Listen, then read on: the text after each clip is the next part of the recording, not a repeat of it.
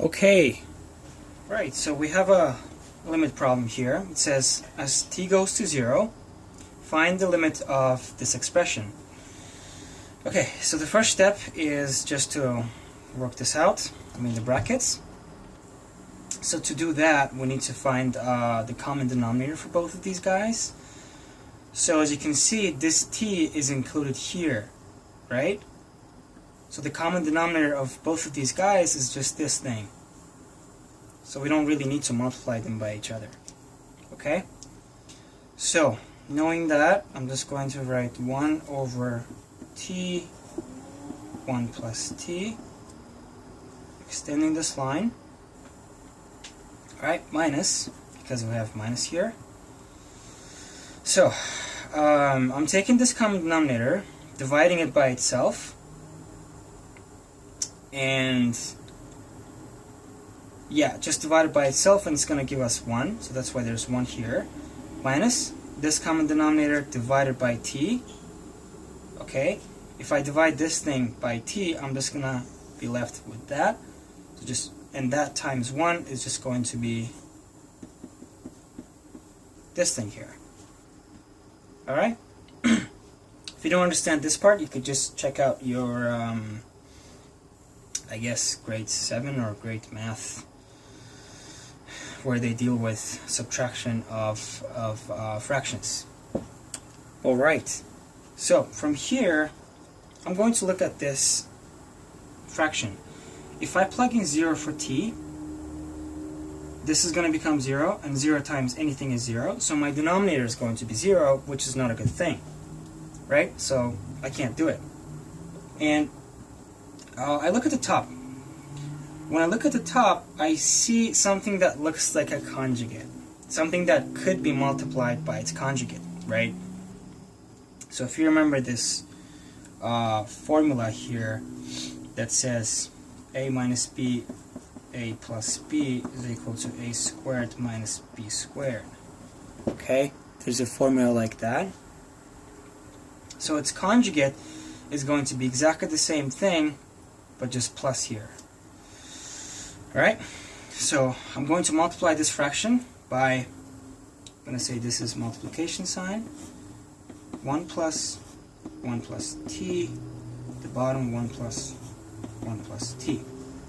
This whole thing is just 1, so multiplying anything by 1 doesn't really change anything, so we're doing good.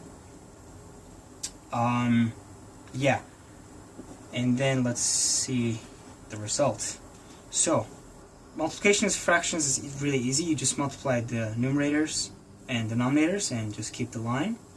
Alright? So when I multiply the numerator, what happens is that this thing looks like that formula there, a minus b. So imagine this is a, and this is b, a, b. Okay?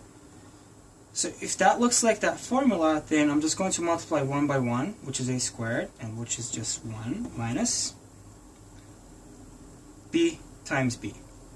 Okay, so root 1 plus t times root 1 plus t is just going to get rid of the root. It's going to give me 1 plus t.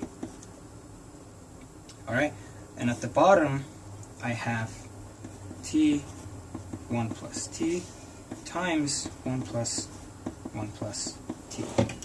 Okay?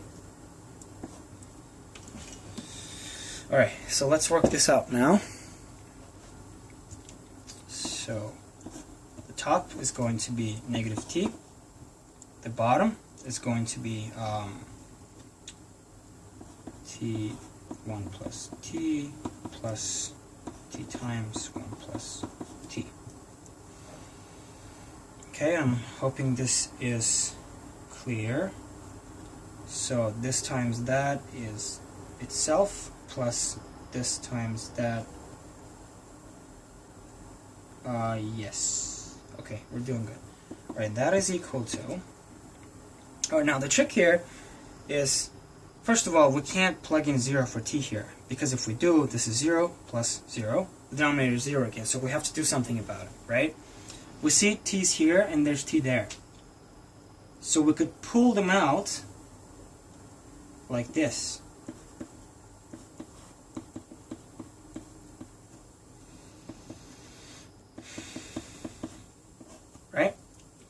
just going to keep little brackets here. Okay, if I do this, I'm just getting exactly the same thing. And there's negative t here. Okay, now I have t multiplied by something. That means I could just cancel these ones out. And my final answer is going to be negative here. At the bottom, I have 1 plus t plus 1 plus t. Alright.